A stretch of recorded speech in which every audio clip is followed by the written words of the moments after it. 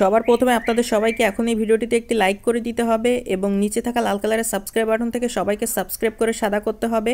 এবং পাশে থাকা বেল আইকন থেকে অল সিলেক্ট করে দিতে হবে। তো বন্ধুবৃন্দগণ, বন্ধুমণ্ডলীগণ, বন্ধুরা ভিডিওটি মনোযোগ দিয়ে কোনো রকম টানটান না করে শুরু থেকে শেষ পর্যন্ত মনোযোগ সহকারে ভিডিওটি সম্পূর্ণ মনোযোগ দিয়ে দেখুন। তো বন্ধুগণ, আমরা শুরুতেই যেখানে একটি